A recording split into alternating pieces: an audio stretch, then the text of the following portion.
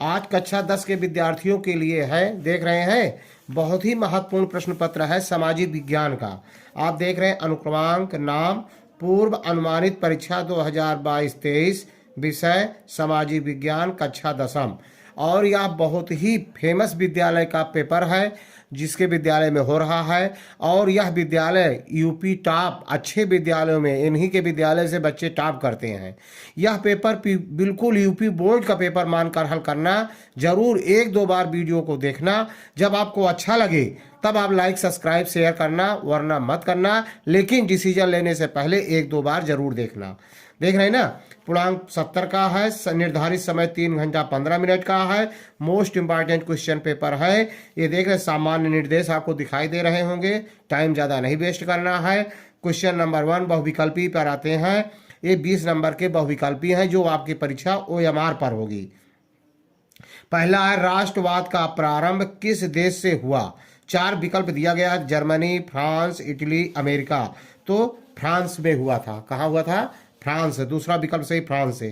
दूसरा है, साबरमती आश्रम की स्थापना किसने की? तो साबरमती आश्रम की स्थापना महात्मा गांधी ने किया था। दूसरा विकल्प इसका सही है, था दूसरा। तीसरा है, रिक्टर पेस्ट क्या है? रिक्टर पेस्ट क्या है? तो यह है अफ्रीका की मवेश बीमारी का नाम है। आगे लिखा गया है PTO, प्लीज टर्न ओवर, मतलब पेपर हम पलट रहे हैं।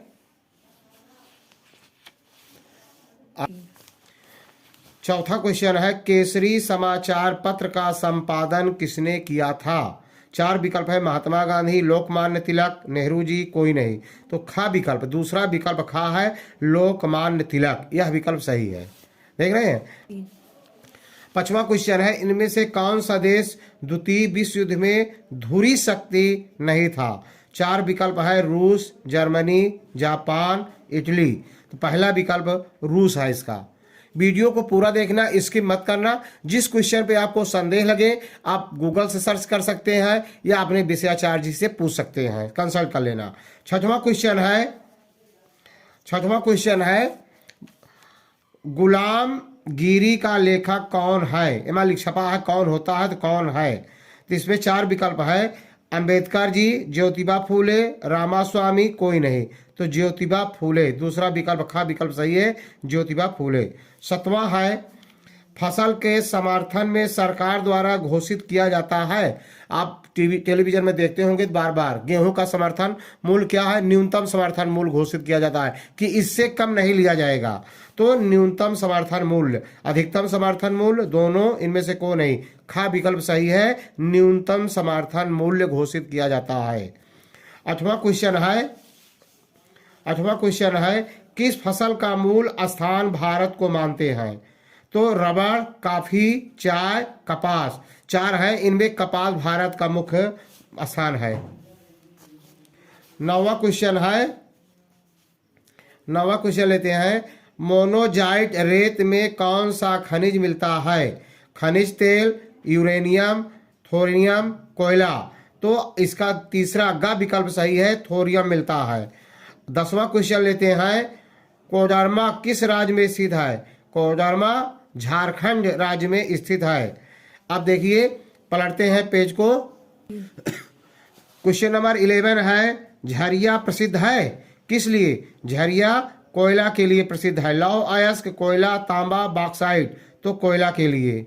क्वेश्चन नंबर 12 है, चूना पत्थर किस उद्योग के लिए कच्चा माल है? चूना पत्थर विकल्प दिया गया है, एल्युमिनियम, प्लास्टिक, सीमेंट, मोटर गाड़ी। तो सीमेंट के लिए कच्चा उद्योग है ये। 13वां क्वेश्चन लेते हैं, भारत की इलेक्ट्रॉनिक राजधानी है, मतलब इलेक्ट्रॉनिक का सामान जहां अधिक बनता हो। तो पहला दिल्ली, भोपाल, लखनऊ, बंगलुरु। तो बंगलुरु इसका विकल्प घ विकल्प सही है। 14वां क्वेश्चन लेते हैं, भारत में वायु परिवहन का राष्ट्रीयकरण कब हुआ? वायु परिवहन का तो विकल्प है 1953 ईस्वी, 1952, 1962, 1972। तो 1953 ईस्वी में वायु परिवहन का राष्ट्रीयकरण हुआ था। क्वेश्चन नंबर 15 है, सामुदायिक सरकार की व्यवस्था किस देश में है? विकल्प है लेबनान, श्रीलंका, तीसरा है पोलैंड, चौथा है बेल्जियम। तो यह सामुदायिक सरकार की व्यवस्था बेल्जियम देश में है। 16वां क्वेश्चन लेते हैं। भारतीय जनता पार्टी की स्थापना हुई थी 1980 में, 1970, 1975, 1990। तो भारतीय जनता पार्टी बहुत पुरानी पार्टी है। इसके पहले इसका नाम था जनसंघ। जनसंघ नाम बदल करके फिर इसका नाम भारतीय जनता पार्टी हुआ। तो भारतीय जनता पार्टी का नाम 1980 में हुआ था। अगला है लोकतंत्र के महत्वपूर्ण तथ्य कितने हैं? 3, 4, 5, 6। तो आप इसके विकल्प में 4 लगाएंगे। आप कंसल्ट कर लेना। वैसे व्यवस्थापिका, न्यायपालिका, कार्यपालिका 3 जानते हैं सभी, लेकिन चौथा हो सकता है सरकार भी हो। ये सरकार के 3 अंक है या जनता है, 4 है इसके, देख लेना अपना। अगला है 18वां, नर्मदा बचाओ आंदोलन प्रारंभ हुआ। नर्मदा नदी की सफाई। दूसरा है सरदार सरोवर बांध से विस्थापित लोगों की सहायता से। यही विकल्प सही है। जब नर्मदा बांध टूट गया था, सरदार सरोवर बांध टूट गया था, तो वहां के लोगों को विस्थापित किया गया था। इसी से संबंधित है। लैंगिक समानता के लिए, नर्मदा बाढ़ से बचाव के लिए खा विकल्प सही है। अगला हम पीटीओ देख रहे हैं ना, पलट रहे हैं पन्ना। क्वेश्चन नंबर 19 है। अमेरिका के सकल घरेलू उत्पादन में कितना हिस्सा कृषि का है? देख रहे हैं ना। तो आप अपना गूगल सर्च कर लेंगे अपने इतना, इसमें लगभग 1 से अधिक है। तो 1.1112 आया है। तो परसेंट इसमें दशमलव में नहीं है, तो इसलिए 2 लगभग सही हो सकता है। देख लेंगे अपना। 20वां क्वेश्चन है।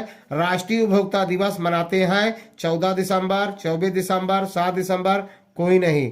तो 24 दिसंबर इसका उत्तर होगा। दूसरा विकल्प सही है, 24 दिसंबर को मनाते हैं। अब थोड़ा बड़ा क्वेश्चन है, अति लघु उत्तरीय लिखने वाले हैं।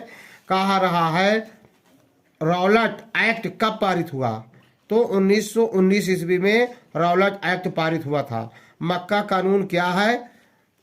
तो जमींदारों के दबाव में आकर के सरकार ने मक्का कानून वापस ले लिया था। मकाई का आटा, मकाई आयत को भी उसने प्रतिबंधित कर दिया था। इसी को मक्का कानून कहते हैं। विनिर्माण क्या है?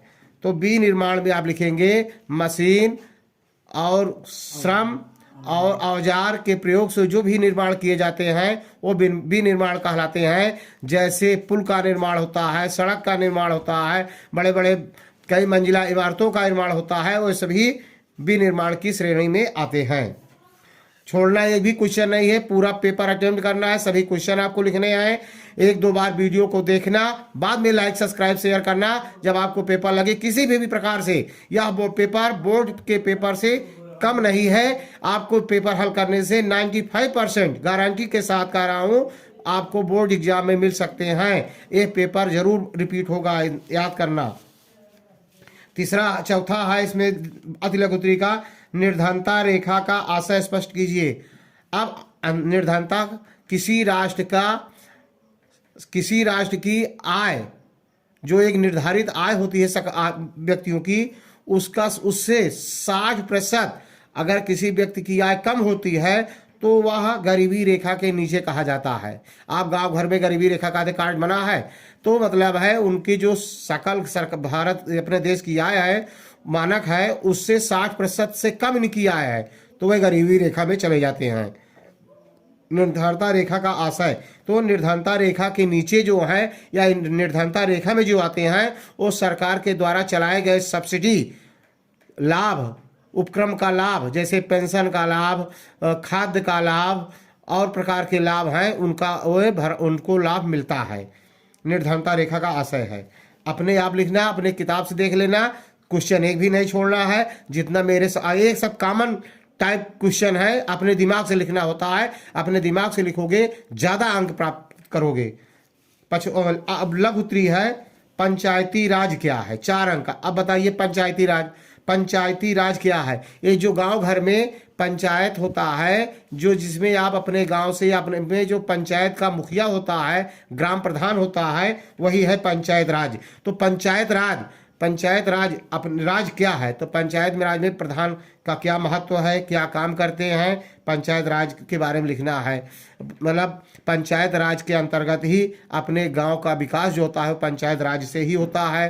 पंचायत राज के जो मुखिया होते हैं अर्थात प्रधान, वो सरकार से कुछ चीज़ों की डिमांड करते हैं या विधायक सांसद के द्वारा अपने गांव का विकास करते हैं। नल है, खड़ंजा है, रास्ता है, शिक्षा की व्यवस्था है, मेडिकल की व्यवस्था है, जितने भी कार्य हैं, जल निकासी की व्यवस्था है, ये सारे शौचालय की व्यवस्था है, ये पंचायती राज के अंतर्गत अपने गांव के विकास के लिए किया जाता है। पंचायती राज क्या है? अथवा गठबंधन सरकार का आशय स्पष्ट कीजिए। अब गठबंधन सरकार के बारे में मैं अपने स्वतः जो कुछ बता रहा हूं ध्यान से सुनिए। गठबंधन सरकार जब चुनाव के बाद, चाहे लोकसभा का चुनाव हो चाहे विधानसभा चुनाव में चुनाव होने के बाद मुख्यमंत्री का चुनाव होता है, और केंद्र का चुनाव मतलब संसद का चुनाव जब होता है, जब केंद्र का चुनाव होता है, चुनाव के बाद प्रधानमंत्री का चयन किया जाता है। तो गठबंधन सरकार है, जब चुनाव होता है, किसी भी दल के, किसी भी पार्टी को सरकार बनाने के लिए, सरकार चलाने के लिए जब पूर्ण बहुमत नहीं प्राप्त होता है, जनता के द्वारा पूर्ण रूप से उनके विधायक या सांसद नहीं जीतते हैं, जब उनको पूरी तरह से सरकार चलाने के लिए उनके विधायकों या सांसदों की संख्या बराबर नहीं होती है, तो सरकार बनाने के लिए उन्हें पूर्ण आंकड़े जो होते हैं उन्हें एकत्रित करना पड़ता है। तो वह अपने अन्य पार्टियों से, चाहे मित्र पार्टी हो या किसी से सशर्त किसी भी नियम से एक दूसरे पार्टी को मिला लेते हैं और वह बहुमत का आंकड़ा पूरा कर लेते हैं। तो जब इस प्रकार की सरकार चलती है, 2 या 3 पार्टियां मिलकर के सरकार बनाती हैं और सरकार चलाती हैं, तो उन्हें गठबंधन का सरकार कहते हैं। समझ रहे हैं? यह गठबंधन का उदय जो है अटल बिहारी वाजपेयी के ज़माने से ही प्रारंभ हो गया था, और अटल बिहारी वाजपेयी जो प्रधानमंत्री थे, इन्होंने सफलतापूर्वक अपना 13 वर्ष का कार्यकाल पूरा किया था गठबंधन सरकार से। यही है, आपको लिखना है। अगला है, किन कारणों से लोकतांत्रिक शासन का अच्छा माना जाता है? लोकतांत्रिक मतलब जनता का, जनता के द्वारा जनता के लिए जो शासन किया जाता है वो लोकतंत्र होता है। तो जब हमारे बीच के, हम अपने बीच के, चाहे प्रधान हो, चाहे विधायक हो, चाहे सांसद हो, जिनका भी हम चुनाव करते हैं, तो उनको वो अपने बीच से होकर जाते हैं, तो उनको सब कुछ गांव घर का हाल चाल उनको पूरा पता रहता है, कितना भ्रष्टाचार कहाँ कहाँ है, गरीबी उन्मूलन हम कैसे कर सकते हैं, कल्याणकारी योजनाओं का हम पालन कैसे करा सकते हैं, या किन किन कल्याणकारी योजनाओं को कानून में बना सकते हैं, उनको चालू कर सकते हैं। तो इनके द्वारा, लोकतंत्र के द्वारा, इन्हीं लोकतंत्र के द्वारा यह हमारे लिए शासन अच्छा होता है, क्योंकि इन्हीं के द्वारा हमें वृद्धावस्था पेंशन या भवन रहने के लिए जिनके पास नहीं होते हैं, और वृद्धावस्था पेंशन, बुढ़ापे बच्चे या विकलांग व्यक्तियों की देखभाल के लिए, ये सब की सेवाएं द्वारा सेवा जारी किया जाता है। तो लोकतंत्र के द्वारा ही होता है और इसीलिए यह अच्छा माना जाता है। अगला क्वेश्चन है, उत्तर प्रदेश के प्राथमिक विद्यालयों की दयनीय शैक्षिक स्थिति सुधारने के उपाय लिखिए। अब कह रहा है कि उत्तर प्रदेश में प्राथमिक विद्यालय की स्थिति खराब है, तो ये अच्छे कैसे हो, यहाँ पढ़ाई अच्छी कैसे हो, यहाँ के बच्चे डीएम एसपी कैसे बने, अच्छे पढ़कर कैसे बने, इसमें कैसे सुधार किया जाए, इसी उपाय के लिखना है। तो इनकी शिक्षा सुधार करने के लिए तो सरकार बहुत सी उपाय कर रही है। जैसे अध्यापक के आने का समय अब अंगूठा लगने लगा कि समय से आए, सब जाते समय भी अंगूठा लगाना पड़ता है। अब बच्चों का ठहराव, विद्यालय में बच्चे आए तो गुणवत्ता परक शिक्षा हो, बच्चों को स्वल्पाहार भोजन भी अब दोपहर का मिलने लगा है, कपड़ा भी मिलता है, बैग भी मिलता है, वजीफा भी मिलता है, और अब बीच बीच में उनका टेस्ट भी होता है, मासिक टेस्ट, अर्धवार्षिक परीक्षा, वार्षिक परीक्षा, उनका मूल्यांकन किया जाता है। यदि बीच बीच में उच्च अधिकारियों के द्वारा मॉनिटरिंग कराई जाए कि गुणवत्ता परक शिक्षा प्रदान की जा रही है या नहीं की जा रही है, और इसके फलस्वरूप दंडित भी किया जाए और पुरस्कार की व्यवस्था भी किया जाए, तो प्राथमिक विद्यालयों का स्तर ऊंचा उठाया जा सकता है। अगला क्वेश्चन है,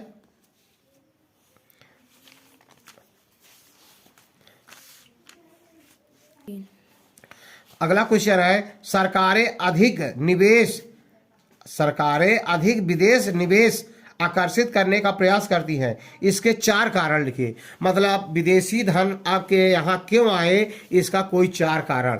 तो आप जानते हैं कि मुद्रा भंडार जितना अधिक होगा उतनी ज़्यादा सरकार लोक कल्याणकारी योजनाएं चला सकती है यहाँ के निवासियों के लिए।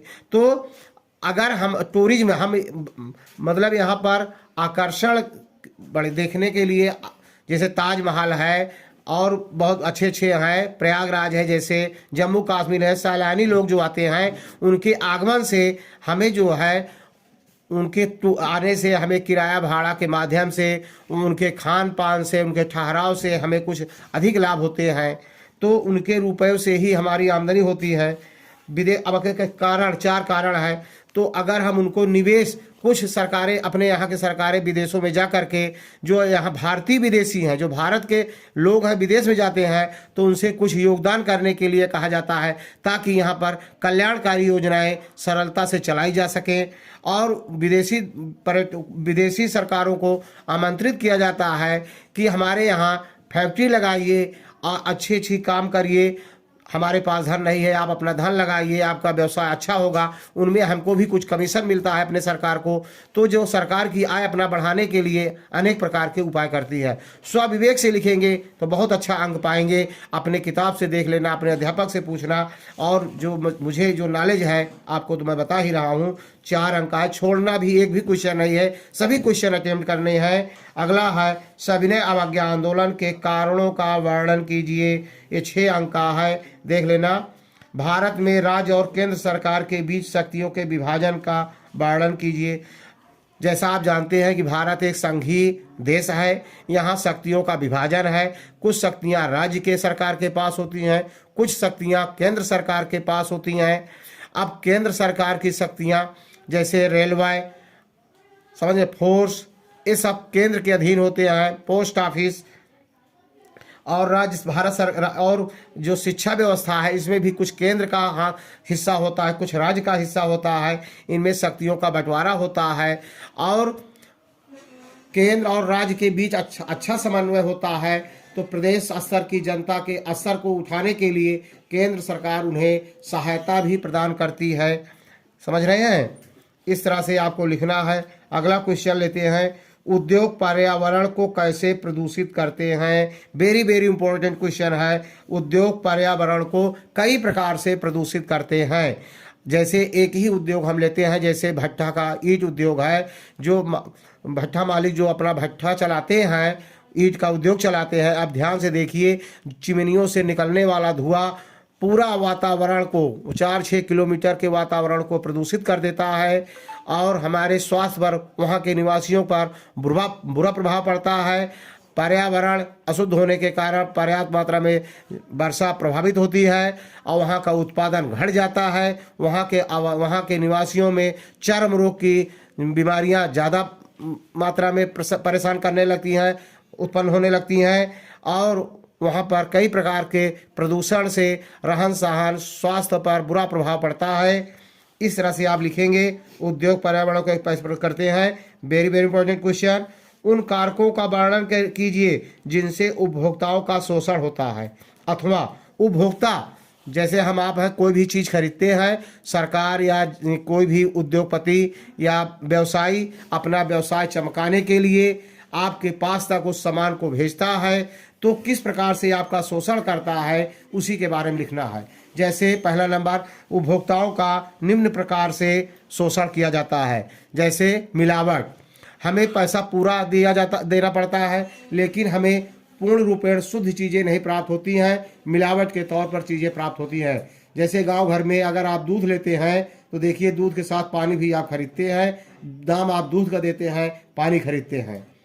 जैसे इसी तरह चीनी है, चीनी में आप सल्फास चीनी पा जाते हैं, सल्फर पाते हैं, और इसी प्रकार से मतलब गुणवत्ताप्रद चीज़ नहीं प्राप्त करते हैं, मिलावट के शिकार होते हैं। कम वजन की चीज़ें हम प्राप्त करते हैं, उनके घटिया बाट का प्रयोग करते हैं।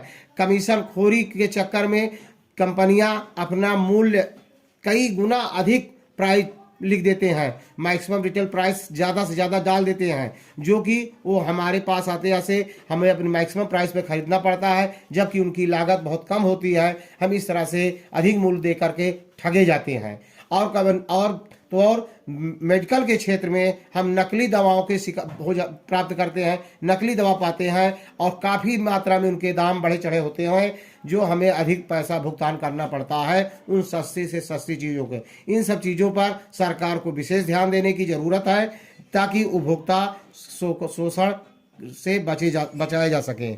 अगला है मानचित्र का क्वेश्चन है, कोई भी क्वेश्चन नहीं छोड़ना है, वीडियो को पूरा देखना, तो बाद में लाइक सब्सक्राइब करना, इसकी मत करना। अगला है निम्नलिखित को भारत के मानचित्र में चिन्ह सहित अंकित कर दर्शाइए। नंबर 1 है वह अधिवेशन जिसमें गांधी जी कांग्रेस के अध्यक्ष बने, तो वह अधिवेशन का नाम लिखना है, वो है बेलगाम 1924 ईस्वी में कांग्रेस के अध्यक्ष चुने गए थे। अब इसी को आप बेलगाम को मैप में दिखाना है आपको। अगला क्वेश्चन है वह स्थान जहां राष्ट्रपिता का जन्म हुआ, तो वह स्थान है पोरबंदर, तो पोरबंदर लिख देंगे तो आधा नंबर आप पा जाएंगे। और मैप में पोरबंदर कहाँ है दिखा देंगे तो आधा नंबर पा जाएंगे, तो 1 नंबर आपका हो जाएगा। तीसरा क्वेश्चन है वह स्थान जिसका संबंध रानी लक्ष्मीबाई से है, तो इसको अगर आप लिख देंगे झांसी, अगर आप लिखेंगे झांसी तो झांसी में आधा नंबर पा जाएंगे। और मैप में अगर आप झांसी कहाँ है स्थित अगर आप दिखा देते हैं तो आधा नंबर वो भी प्राप्त कर लेंगे। इस तरह पूरा आपको नंबर मिल जाएगा। चौथा है वह स्थान जो दिल्ली के पहले देश की राजधानी थी, दिल्ली से पहले अपने देश की राजधानी कलकत्ता थी, कलकत्ता लिखने पे आधा नंबर मिल जाएगा आपको। और उसके बाद आप अगर कलकत्ता को मैप में दिखा देते हैं तो आधा नंबर आपको मिल जाएगा। इस तरह से चारों क्वेश्चन हुए। अगला मानचित्र का है देखिए पीठ। अगला क्वेश्चन है 5वां क्वेश्चन है वह स्थान जहां उत्तर प्रदेश की विधानसभा है, तो वह स्थान जहां उत्तर प्रदेश की विधानसभा लखनऊ में है। कहाँ है? लखनऊ लिख देंगे तो आधा नंबर आपको मिल जाएगा। और लखनऊ को अगर मैप में आप दिखा देते हैं मैप के द्वारा कि लखनऊ यही स्थान पर है तो आपको आधा अंक मिल जाएगा। अगला क्वेश्चन है निम्नलिखित को भारत के मानचित्र में चिन्हों के द्वारा दिखाना है आपको, चिन्ह के द्वारा। भारत को कोई एक पत्तन बंदरगाह चिन्ह द्वारा, तो मुंबई है एक पत्तन लिख देंगे और मुंबई को दिखा देंगे तो पूरा नंबर मिल जाएगा आपको। दूसरा है प्रमुख गेहूं उत्पादक क्षेत्र, मतलब गेहूं कहाँ कहाँ पैदा होता है, उत्तर प्रदेश, मध्य प्रदेश, पंजाब आदि है, लेकिन इनको मैप के द्वारा चिन्ह के द्वारा दिखाना है। तीसरा है गुजरात की राजधानी चिन्ह द्वारा, तो गुजरात की राजधानी गांधीनगर है, इसको चिन्ह के द्वारा आपको दिखाना है। किसी परमाणु ऊर्जा केंद्र का नाम चिन्ह द्वारा, तो भाभा परमाणु अनुसंधान केंद्र, इसको दिखा देने आप चित्र द्वारा। भारत का कोई एक हवाई पत्तन, तो इसका इंदिरा गांधी इंटरनेशनल हवाई अड्डा दिल्ली पर स्थित है, आप दिखा देंगे तो पूरा नंबर आपको मिल जाएगा। यदि वीडियो अच्छा लगा हो तब लाइक करना, सब्सक्राइब करना, शेयर करना। जल्द से जल्द वीडियो को सब्सक्राइब कर लीजिए चैनल को, ताकि आपको हर वीडियो मिलता रहे। जय हिंद, जय भारत।